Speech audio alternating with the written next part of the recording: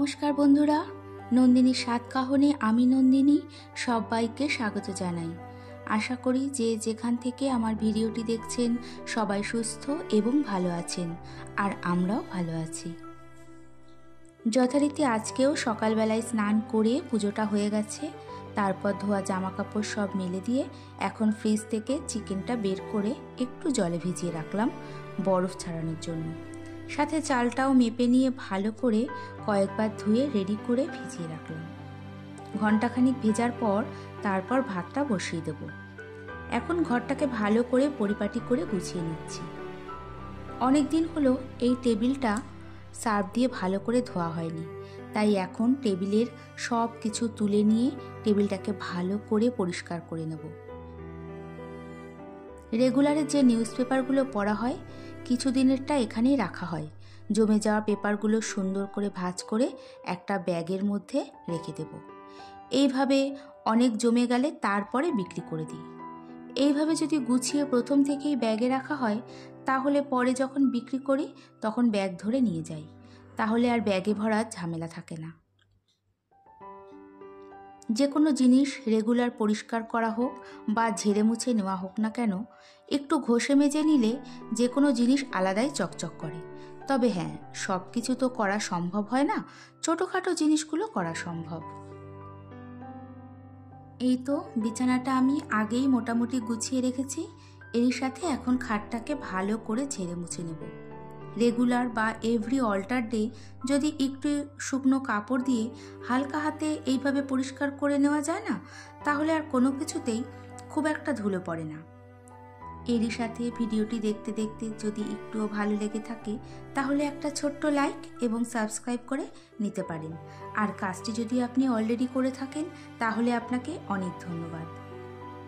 সংসারের অনেক কাজ আমরা অনেক সময় করব বা কাল করব বলে ফেলে রেখে দিই। অনেক সময় ভাবি ঘরেই তো আছি, কোথাও তো যাচ্ছে না, এই কালকে করে নেব বা পরে করে নেব। এইভাবে কাজ জমতে জমতে অনেক কাজ একই সাথে পেন্ডিং পড়ে যায়। নেক্সটে যখন কাজগুলো করতে যাই তখন আমাদের কাজের প্রতি বিরক্তি বা অনীহা চলে আসে। যেমন এই সেলফটাই 1-2 দিন হলো পরিষ্কার করা হয়নি, যথারীতি ভালো ধুলো জমে গেছে, তাই এখন সব নামিয়ে ক্লিন করতে হচ্ছে। তাই আজ থেকে ভাবলাম যে কোনো কাজ ফেলে রাখবো না, কারণ কেউ তো করার নেই, সে আমাকেই করে নিতে হবে, কষ্ট হয় হোক। এখন সার্ফ দিয়ে সাথে কসবাইট দিয়ে ব্রাশ দিয়ে ঘষে ঘষে এই টেবিলটাকে ক্লিন করে নিচ্ছি। তারপরে ভালো করে জল দিয়ে ধুয়ে নেওয়ার পরে দেখা যায় টেবিলটা খুব চকচক করছে। টেবিলটাকে আমি বাথরুমের এই ক্লিন করে নিচ্ছি, কারণ অন্য কোথাও সেরকমভাবে ক্লিন করার ব্যবস্থা নেই। ব্যালকনিতে করে নিতে পারতাম, কিন্তু যেহেতু ওই যে তুলসী মন্দিরটা রয়েছে, যদি কোনোভাবে জল ছিটে যায় তাই এখানে ক্লিন করে নিচ্ছি।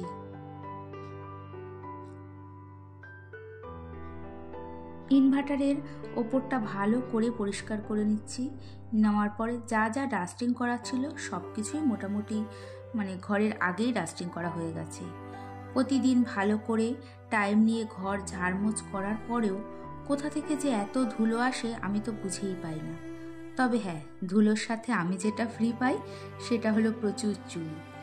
সারাদিন আমার প্রচুর চুল ঝরে, আর যেহেতু এটা সাদা টাইলস তাই ছোটোখাটো সব চুল ভালোভাবে পড়ে থাকতে দেখা যায়।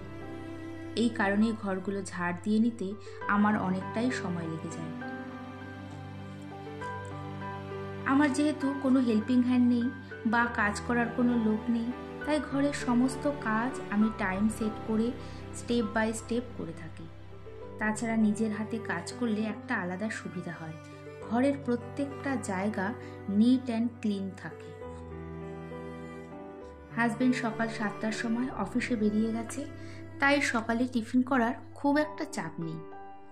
মেয়ে আমি সকালে খুব একটা ভারী খাবার খাই না, তারপরে মেয়ে আর আমি ডিম, কলা, খেজুর এই দিয়ে টিফিনটা করে নেব।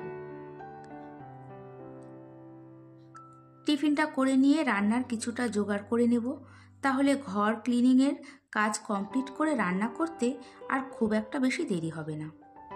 একটু বুদ্ধি খাটিয়ে প্ল্যান করে সংসারের কাজগুলো করে থাকি বলে খুব একটা অসুবিধে হয় না।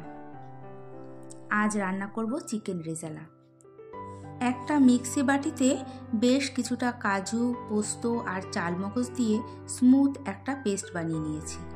তারপরে ওর মধ্যে পেঁয়াজ, রসুন দিয়ে একসাথে পেস্ট করে নিয়ে চিকেনের মধ্যে দিয়ে দিলাম। তারপরে কিছুটা টক দই, এক এক করে আদা বাটা, লঙ্কা বাটা, গোলমরিচ গুঁড়ো, কাশ্মীরি লঙ্কার গুঁড়ো, কিছুটা জায়ফল গুঁড়ো আর পরিমাণ মতো নুন দিয়ে বেশ কিছুক্ষণ ম্যারিনেট করে রাখবো। জৈত্রী গুঁড়োও দিয়েছি, কোনোভাবে সেটা স্কিপ হয়ে গেছে। যতক্ষণ ম্যারিনেট রাখা যায় ততই ভালো। আর করব পটল আলুর তরকারি। আলু পটলগুলো কেটে ধুয়ে রান্নার সব জোগাড় করে রেখেছি। এখন এই তো ঘরগুলো সব ভালো করে মুছে নিচ্ছি।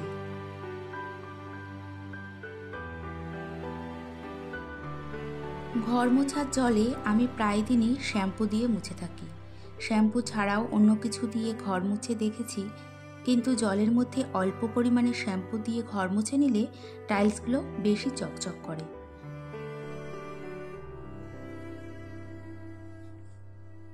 ঘরের সাথে সাথে বাইরের করিডোরটাও ভালো করে মুছে নিয়েছি। অনেকগুলো ঘর মুছতে অনেকটাই সময় লেগেছে। তারপরে দেখলাম যে টেবিলটাও জল ঝরে গেছে। ভালো করে শুকনো কাপড় দিয়ে মুছে ব্যালকনি থেকে ঘরে নিয়ে আসলাম। সাথে টেবিলটাও গুছিয়ে রাখলাম। সকালের দিকে যত তাড়াতাড়ি সম্ভব যদি ঘরগুলো পরিষ্কার পরিচ্ছন্ন পরিপাটি করে রাখা যায় ততই ভালো হয়। হঠাৎ কেউ বাইরে থেকে আসলে পরে যদি ঘর অগোছালো থাকে ভাববে এরা মনে হয় এরকমই থাকে, কিন্তু আদতেও তা নয়। মাঝে মাঝে যদি কোনো কারণে একটু করে ঘর বাড়ি, একটু বিছানা বা অন্য কোনো কিছু একটু দেরি করে গোছানো হয়, তখনই দেখেছি কেউ না কেউ চলে আসে। আমার সাথে তো এরকম হয়, জানি না কারোর সাথে এরকম হয় নাকি। যদি এরকম হয়ে থাকে তাহলে কমেন্টসের মাধ্যমে জানাতে পারেন। ঘর মোছার সাথে সাথে ব্যালকনিটাও ভালো করে 2-3 বালতি জল ঢেলে ধুয়ে নিলাম। সাথে গ্লাসে ভর্তি করে 1 গ্লাস জল খেয়ে নিলাম। প্রচণ্ড গরম, এই গরমের মধ্যে বারবার জল খাওয়াটা খুবই দরকার। তেলের কন্টেনারটা ফাঁকা হয়ে গেছে, তেল ঢেলে রান্নাটা বসিয়ে দেব। চিকেন রেজালাটা রিফাইন অয়েলেই আমি করে থাকি। আমরা যে রিফাইন অয়েলটা ইউজ করি অন্যান্য রিফাইন অয়েলের থেকে এটা একটু লালচে কালারের হয়। তেলের মধ্যে কিছু ঘি দিয়ে এক এক করে ম্যারিনেট করা চিকেনগুলো কড়া করে ভেজে তুলে নিলাম। তারপরে কড়াইতে আবার রিফাইন অয়েল আর ঘি দিয়ে ভেজে রাখা চিকেনগুলোকে ঢেলে দিলাম।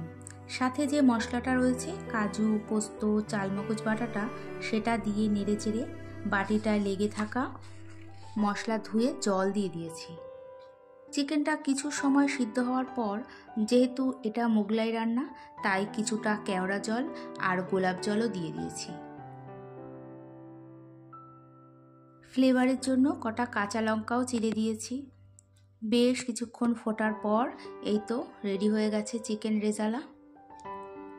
চিকেন রেজালাটা নামিয়ে নিয়ে আলু পটলের তরকারিটা বসিয়ে দেব, তাই আলুটা ভালো করে ভেজে তরকারিটা বসিয়ে দিয়েছি।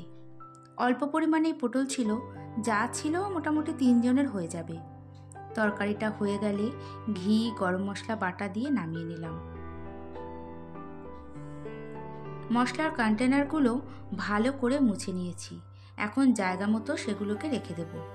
রান্নার সময় তেল মশলা তো লেগেই থাকে, কৌটোগুলোর মধ্যে।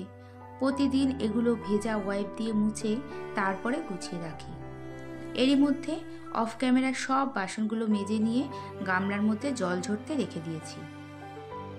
গামলাটা ডাইনিং টেবিলে রেখে গ্যাস, ওভেন আর কাউন্টার টপ সব কিছু ভালো করে ভিম লিকুইড দিয়ে পরিষ্কার করে নেব। রেগুলার এই জায়গাটা রান্নার পর ক্লিন করে নিই। আজকে অনেকগুলো চিকেন ভাজা হয়েছে, তাই একটু বেশি তেল ছিটে গেছে, তাই ঘষে পরিষ্কার করে নিচ্ছি। ভোরবেলা উঠে সময় নষ্ট না করে দেখবে ফুল এনার্জি নিয়ে সংসারের কাজগুলো করা হলে কাজ করতে কিন্তু খুব বেশি সময় লাগে না। আর সকালের দিকে আমার কাজের এনার্জিটাও খুব বেশি থাকে।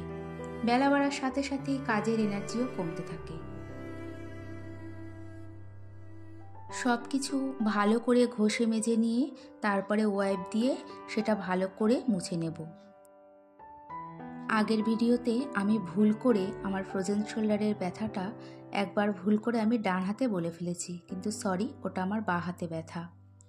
শেষে বেসিনটাও ভালো করে মেজে ধুয়ে নিয়ে ক্লিন করে নিলাম। ভিডিওটি ভালো লাগলে আবারও দেখা হবে এই আশা নিয়ে এখানেই শেষ করছি। এতক্ষণ আমার সঙ্গে থাকার জন্য ধন্যবাদ।